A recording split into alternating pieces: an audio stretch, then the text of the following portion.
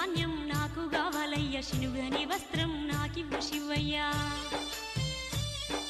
తల్లి కావాలని మనసంత తన్లాడే నాకు పిల్లల్నిచ్చి నా కోరిక తీర్చువోనా శివయ్య నా లింగమయ్యా.